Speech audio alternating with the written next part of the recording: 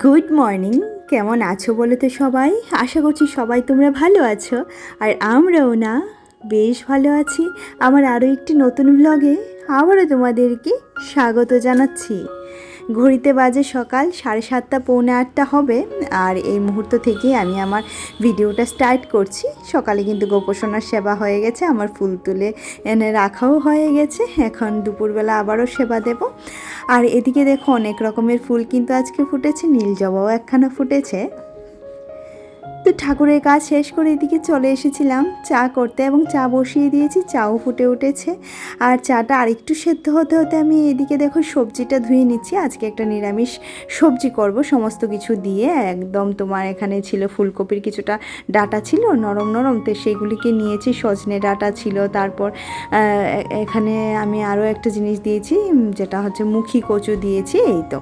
আর চা কিন্তু আমাদের হয়ে গেছে। পাশের গ্যাসে আমার ছোটোটার জন্য একটুখানি জল হচ্ছে গরম, তো এটা দিয়ে ওকে মুছিয়ে দেবো, ফ্রেশ করে দেবো। এই তো। আর এদিকে দেখো চা নিয়ে নিয়েছি, আর আজকে চায়ের সাথে একটুখানি মুড়ি খেয়ে নেব। কিছু ভালো লাগছে না, দেখছি চা খেয়ে চায়ের সাথে এখন আর খেতে কিছুই ভালো লাগছে না, তো একটুখানি মুড়ি খেয়ে নিচ্ছি। আর এদিকে দেখো আমাদের সকালটা কিন্তু ঠিক এভাবেই শুরু হয়।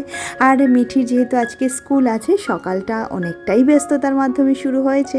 আর যেদিন বাচ্চার স্কুল থাকে সেটা তো টাইমে কমপ্লিট করতে হয়। আর যেহেতু আমার বর অফিসে যায় না, তো সেই কারণে ওই যেদিন মিঠির স্কুল থাকে না সেদিন আমি একটুখানি আরাম করে দিনের শুরুটা করতে পারি। কিন্তু মিঠিকে যেহেতু টাইমে রেডি করে দিতে হয়, আর সে তো নিজে রেডি হতে পারে না, তার চুল বাঁধা থেকে ধরে শুরু করে সমস্ত কিছুই তাকে রেডি করে দিতে হয়। তো সে কারণে আমার অনেকটাই সময় আমার ছোটো মেয়ের পেছন থেকেও বেশি আমার বড় মেয়ের পেছনে যায়। আর এদিকে কিন্তু সবজিটাতে আমি আজকে কিছু দেবো না, একটুকু জলও দেবো না। এই সবজি থেকে যে জলটা বেরোবে সেই জলটা দিয়েই তরকারিটা রান্না হবে। একদম জিরে আদা কিচ্ছু দিচ্ছি না, শুধুমাত্র 5 ফোড়ন, শুকনো লঙ্কা আর তেজপাতা এই সমস্ত দিয়েই রান্না করেছি। আর আলু এবং লাউয়ের চোকলা ভাজা আমার মেয়ের ভীষণ পছন্দের, তো একটুখানি কালো জিরে দিয়ে করেছি, যেহেতু পেঁয়াজ দিতে পারছি না, নাহলে এই ভাজাটা পেঁয়াজ দিয়েই বেশি ভালো লাগে। আর এদিকে কিন্তু মিঠির স্নান হয়ে গেছে, মিঠি রেডিও হয়ে গেছে, মিঠির খাওয়াও হয়ে গেছে। আমি এবার মিঠিকে চুলটা বেঁধে দিচ্ছি, একটুখানি বিনুনি করে দিচ্ছি। বলছিল মা আমাকে একটুখানি বিনুনি করে দাও। তো দেখছিলাম ও নিজে নিজে অনেকক্ষণ ট্রাই করছিল, তো বললাম আয় আমার কাছে। তো সে আবার বলছিল বনু কান্না করছে, বনুর কাছে থাকবে না। তো বললাম কান্না করুক, তাতে কোনো সমস্যা নেই, তোর আগে চুলটা বেঁধে দিই। আর এদিকে ঘড়িতে টাইমটা দেখছিলাম কটা বাজে, কারণ ওকে বের করে না মানে ও যতক্ষণ না স্কুলে যাবে ততক্ষণ আমি কোনো কাজের তালগোল পাবো না। আর এদিকে রান্নাঘরটা এবার গোছাতে চলে এসেছি। রান্নার কাজ কিন্তু আমার কমপ্লিট প্রায়। আর এদিকে দেখো কুমড়োটা বাইরে ছিল, সেটাকে রেখে দিচ্ছি ফ্রিজে, না হলে নষ্ট হয়ে যাবে। ফ্রিজের সবজি বাইরে রাখলে দেখছি ঘন্টা 3-4 মধ্যেই সবজিটা কীরকম জানি হয়ে যাচ্ছে, এত পরিমাণে গরম দিয়েছে। বৃষ্টি হচ্ছে কিন্তু গরমটা কমছে না। আর আমি না আমার সংসারের কাজগুলির মধ্যে একটা সুন্দর রুটিন বানিয়ে নিয়েছি। আর সেই রুটিনটা হলো, যেহেতু আমার রান্নাঘর এবং আমার শুধু রান্নাঘর বলবো না, আমার মাত্র 2খানা ঘরই আছে, যেখানে ঠাকুর, মিঠির পড়াশোনা সমস্ত কিছু এখানেই হয়। সমস্ত কিছুই হয়, যেটা সম্ভব নয়, তারপরেও আমাদের সম্ভব করতে হয়েছে। কিন্তু তার কারণ হচ্ছে এর বেশি চাহিদা করা আমার ঠিক না। আমি এর বেশি চাহিদা করতে পারি না। কেউ আসলেও এই 2 ঘরেই চলতে হবে, আর আমাদের 4 জনেরও এই 2 ঘরেই থাকতে হবে। তো যাকে এটা নিয়ে কথা নাই বলি। আর এদিকে দেখো এবার টেবিলটা গুছিয়ে নিলাম। আর যে নিয়মটা বানিয়েছি সেটা হলো, যখনকার কাজ ঠিক তখন করে ফেলা। এই যে আমি রান্নাঘরে যখন একটা জিনিস বের করি রান্নার জন্য, যখন তাড়াহুড়ো লাগে তখন দেখবে একটা প্রবলেম হয়ে যায়, তাই না? এটা ওটা সেটা সমস্ত কিছু এদিক ওদিক ছড়িয়ে থাকে। আমি মিঠিকে স্কুলে পাঠিয়ে সবার আগে এগুলি গুছিয়ে নিই, জানো তো। জায়গার জিনিস জায়গায় তৎক্ষণাৎ রেখে দিলে কিন্তু কাজের চাপটা অনেকটাই কম থাকে, আর ঘরদোর কিন্তু গোছানো থাকে। আর আমি সবসময় এই কাজটা করি, যখনই দেখছি আমার মানে একটা জিনিস, এই জিনিসটা জায়গাতে রাখতে হবে, ওই জিনিসটা জায়গাতে রাখতে হবে, ঠিক তখনই কিন্তু আমি মানে সঙ্গের কাজটা সঙ্গেই করে ফেলছি। এটা হচ্ছে সবচেয়ে বড় কথা। আর এদিকে দেখো আমার রান্নার পর যতটুকু পরিষ্কার পরিচ্ছন্ন করার থাকে সমস্ত কিছু হয়ে গেছে। এই যে চায়ের বাসনগুলো মাসি মাজবেন, আর এদিকে পুটলিতে সমস্ত কিছু নোংরা আবর্জনা, ওই যা খাওয়া হয় সবজির আবর্জনা সমস্ত কিছু নিয়ে নিচে ফেলে তারপর এদিকে দেখো ঘরে আসতে না আসতেই এত পরিমাণে বৃষ্টি হচ্ছে, এত পরিমাণে বৃষ্টি, মুষলধারায় বৃষ্টি, ওই শ্রাবণের বৃষ্টি মুষলধারাতে হচ্ছে। আর এদিকে দেখো প্রচুর বৃষ্টি হচ্ছে, প্রচুর বৃষ্টি। আর আজকের বৃষ্টিতে শহরে নাকি জলও জমেছে কিছু কিছু জায়গায়। যাকে আমাদের এদিকে তো আর জল হয় না, আমরা তাই জলের কষ্টটা বুঝি না। আর আসামে তো এত পরিমাণে মানুষের দুর্দশা দেখছি, মোবাইলটা খুললেই ভীষণ ভীষণ কষ্ট হচ্ছে, জানো তো। আসলে কি বলো তো, যখন যেদিকে মানে গত 2 বছর আগে আমাদের ত্রিপুরা রাজ্যে এত পরিমাণে ক্ষয়ক্ষতি হয়েছিল বন্যার কারণে, আসলে আগুন আর জল না কোনো কিছু আর রাখে না, জানো তো। সমস্ত কিছুই মানে একদম শেষ করে দিয়ে যায়। আর তোমরা কি আমার ঘরের কর্নারে যে র্যাকটা থাকে সেটার দিকে একবার দেখতে পাচ্ছ? সেটার মধ্যে এত পরিমাণে জামা কাপড় জমেছে যেগুলি এখন আর গোছাতে পারছি না। আর আজকে বলে দিচ্ছি, আজকে হচ্ছে বুধবার, আর আমাদের কিন্তু অনেক পরিমাণে কাচাকাচি করা হয়েছে, যেহেতু শনিবার রে আমাদের শুদ্ধ হব আমরা, তো বেশ কয়েকটা জামা কাপড় আমি দিয়ে দিয়েছি। জামা কাপড় বলবো না, গত ব্লগে তো তোমাদেরকে বলেছিলাম যে সোফার টাওয়েলগুলো সমস্ত কিছু যেগুলি এখন আর লাগছে না সেগুলি নামিয়ে ধুতে নামিয়ে দিয়েছিলাম, তো মাসি ধুয়ে দিয়ে গেছিলো। আর মিঠির পাপা বাড়িতে থাকাতে আমার কপালটা খুব জোর ভালো, ও অ্যাকচুয়ালি ও নিজের কাজে বেরোবে, তো আমাকে একটুখানি সময় দিয়েছিল, যার কারণে আমি জামা কাপড়গুলা সে এনে রেখে দিয়েছিল। তো বলছিল ভিজেই থাক, না হলে আরও যদি ভিজে যায় তাহলে তোমার অনেকটাই কষ্ট হবে, আমি বেরিয়ে গেলে না তুমি আর এগুলি আনতে পারবে না। আর ছোটো মারও তো অনেক পরিমাণে জামা কাপড় পরে, সেটা তো তোমরা বুঝোই যাদের করে ছোটো বাচ্চা আছে। আর মিঠিরও অনেক অনেক জামা কাপড় পরে, তো আমাদের প্রায় প্রতিদিনই কাছাকাছি থাকে, সেটা আর বলে কয়ে লাভ নেই।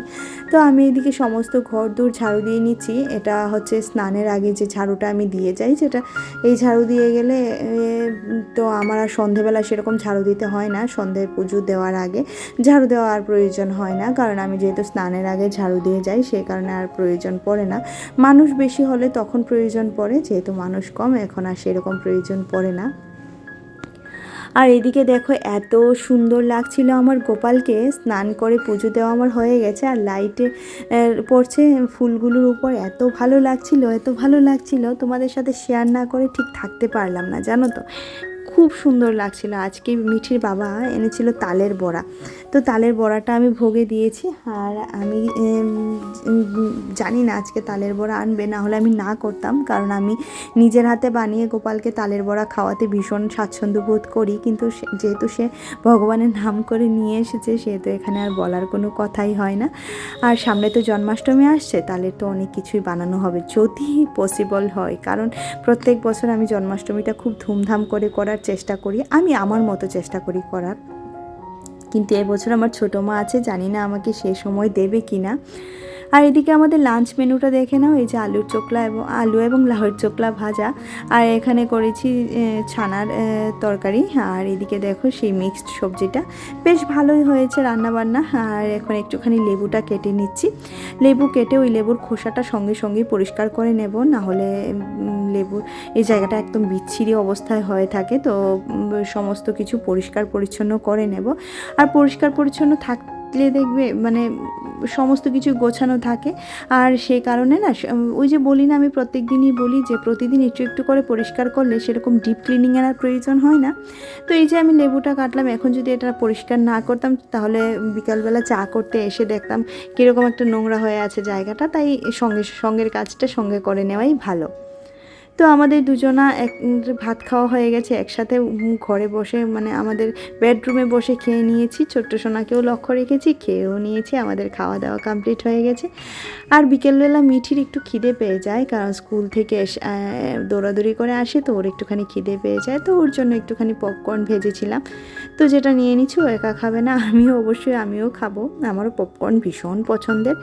তো এই পপকর্ন খাওয়ার পর এদিকে আমি ছোটো মাকে আমার সামনে শুইয়ে রেখে যে কয়টা জামা কাপড় শুকিয়ে গেছে সে কয়টা জামা কাপড় গুছিয়ে নিচ্ছি। আর এই জায়গাটা এত পরিমাণে নোংরা হয়েছিল র্যাকটা, তো কি বলি, তো ওই র্যাকটার জামা কাপড়ে ভার নিতে পারছে না, তো সমস্ত কিছু গুছিয়ে নিচ্ছি, গুছিয়ে জায়গার জিনিস জায়গাতে রেখে দেবো, আর যেগুলি এখন লাগছে না সেগুলি একটুখানি গুছিয়ে রাখবো। যেমন বেড কভারগুলি এই আলমারির উপরে একটাতে থাকে, তো বেড কভারগুলিকে এখানে সুন্দর করে করে সাজিয়ে গুছিয়ে রাখছি। আর আমার যে জামা কাপড়গুলি সেগুলো আলনাতে রেখে দিচ্ছি।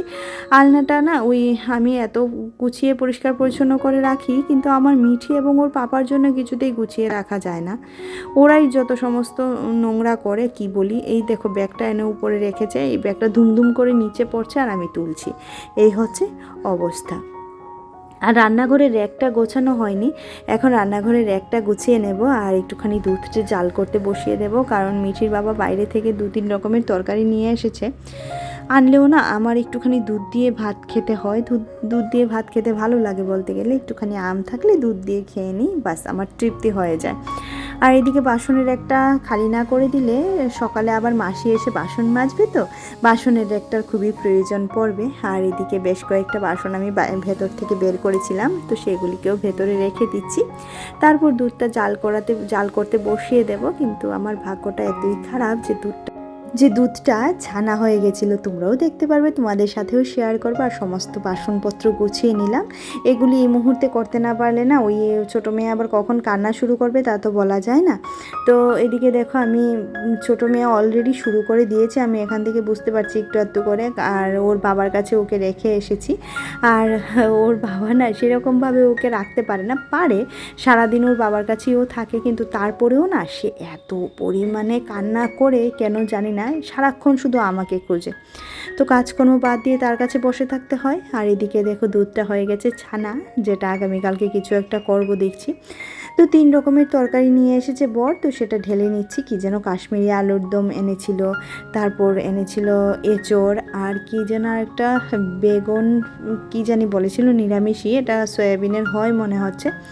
তো চলো আজকের মতো এখানেই রাখছি ভিডিওটি, দেখা হচ্ছে পরবর্তী ব্লগে। ততক্ষণের মতো সবাই ভালো থেকো, সুস্থ থেকো এবং অবশ্যই করে নিজের শরীরের খেয়াল রেখো, কারণ আমরা আমাদের নিজের শরীরের খেয়াল না রাখলে আমাদের সংসারই পুরো অচল হয়ে যায়, তাই না?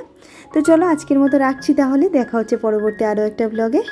টাটা, সবাই ভালো থেকো, সুস্থ থেকো। আর এই যে আজকে আমাদের রাতের ডিনার মেনু, টাটা।